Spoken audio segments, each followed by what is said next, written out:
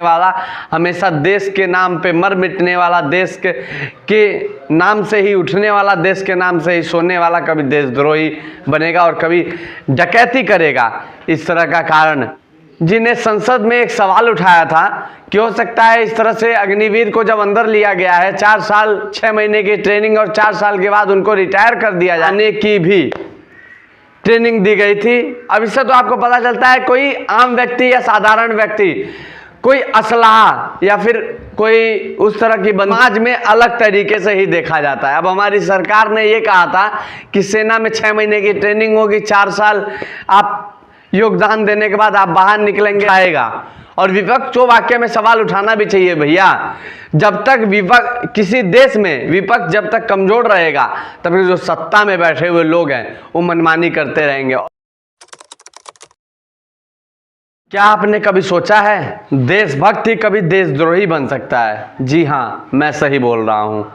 आखिरकार इस तरह का मामला जो लोगों के अंदर डर बना हुआ था, जो लोगों ने सोचा नहीं था, जो लोगों ने कभी ये नहीं सोचा हो कि देशभक्ति करने वाला, हमेशा देश के नाम पे मर मिटने वाला, देश के नाम से ही उठने वाला, देश के नाम से ही सोने वाला कभी देशद्रोही बनेगा और कभी डकैती करेगा। इस तरह का कारण साफ तौर पे मामला सामने आ रहा है पंजाब के माहौली से। एक ईशू नाम का व्यक्ति जो कि ड्यूटी पे पश्चिम बंगाल में तैनात था, 2 महीने की छुट्टी पे घर आया था और लगभग नवंबर 2022 में उसकी भर्ती हुई थी।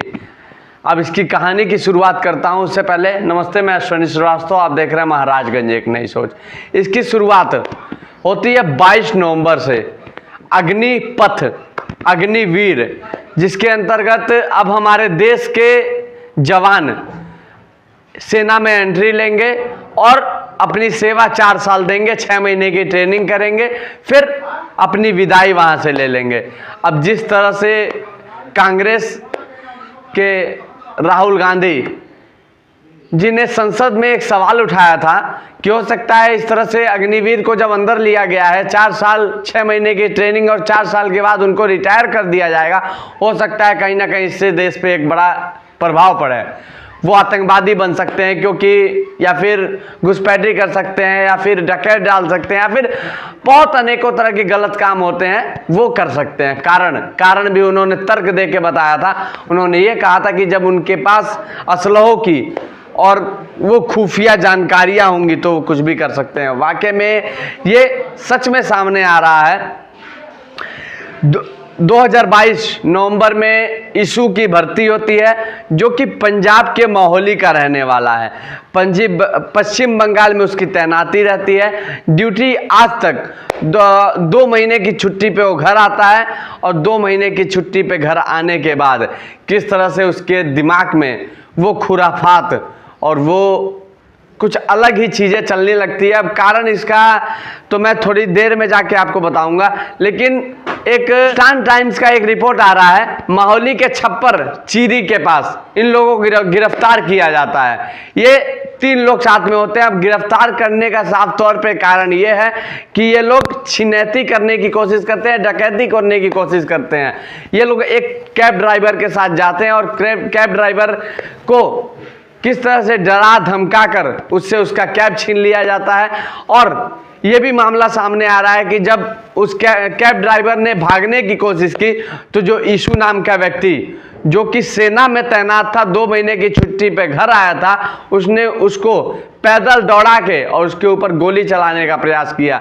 और ये भी सामने आ रहा है कि ईशू को जब वो ट्रेनिंग दौरान में था तो उसको राइफल चलाने की भी ट्रेनिंग दी गई थी। अब इससे तो आपको पता चलता है कोई आम व्यक्ति या साधारण व्यक्ति कोई असलाह या फिर कोई उस तरह की बंदूक नहीं चला सकता बिना ट्रेनिंग के।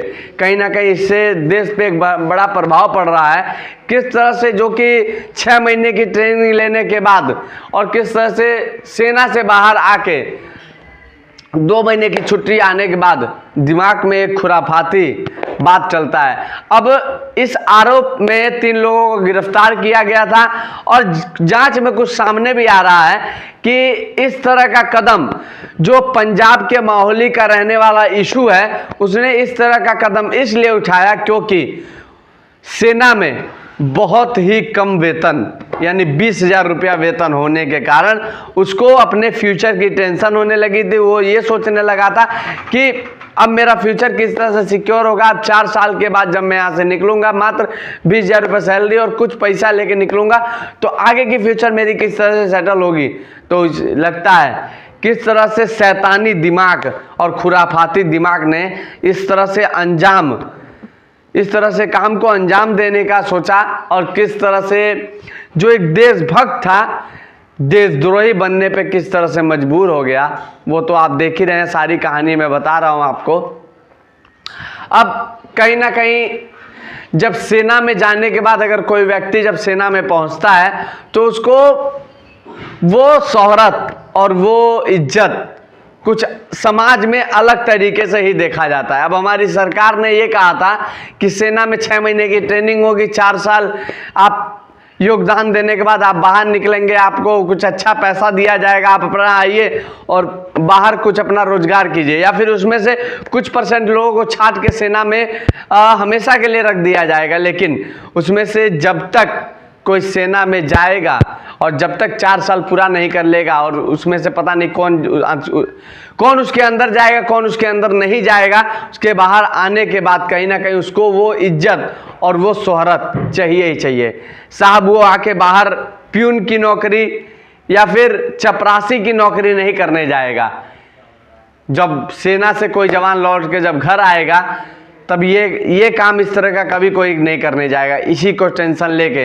अभी तक तो एक मामला सामने आया, इस तरह से अगर चलता रहा तो कहीं ना कहीं जिस तरह से रिपोर्टें सामने आ रही है, हिंदुस्तान टाइम ने बताया कि, और वहाँ के जो ASP महोदय हैं जांच में उन्होंने ये बताया कि कम वेतन के कारण, टेंशन के कारण उसको फ्यूचर की टेंशन होने लगी थी, इस कारण से वो ऐसा काम करना चाहता। ऐसा हो सकता है कि 1 नहीं 2 नहीं 50 नहीं 100 नहीं 5 नहीं कई हजार जो आर्मी में भर्ती हो रहे हैं वो प्रशिक्षण लेके आ रहे हैं। कहीं ना कहीं इसका हो सकता है कि वो भी गलत फायदा उठाएं, क्योंकि जब 4 साल का योगदान देके कोई आएगा तो कोई नहीं सोचता साहब कि हम चपरासी का नौकरी करेंगे या फिर किसी के पास रह के काम करेंगे। उसको वो इज्जत वो शोहरत हमेशा बरकरार चाहिए, और 4 साल में कौन सी वो अपनी बहुत ज़िंदगी बना लेगा। तो कहीं ना कहीं सरकार को इस पर एक बार सोचना चाहिए। जो पक्ष विपक्ष की बात रही वो अलग कीजिए। विपक्ष का तो काम है कि सवाल उठाएगा, और विपक्ष तो वाकई में सवाल उठाना भी चाहिए भैया। जब तक विपक्ष किसी देश में विपक्ष जब तक कमजोर रहेगा तब तक जो सत्ता में बैठे हुए लोग हैं वो मनमानी करते रहेंगे, और जो विपक्ष जो सवाल उठा रहा है वाकई में सही सवाल उठा रहा है, कहीं ना कहीं देश के लिए ये गलत साबित हो रहा है और घातक साबित हो रहा है।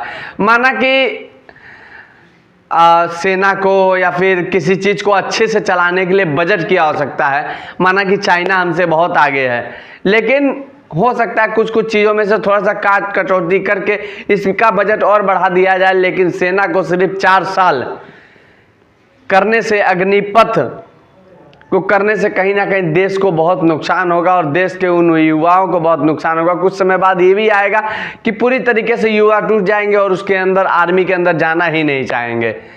लेकिन कहीं ना कहीं इस पे सरकार को सोचना चाहिए और इस पे एक बड़ा एक्शन लेना चाहिए। बाकी आप क्या सोचते हैं कमेंट सेक्शन में ज़रूर बताइएगा।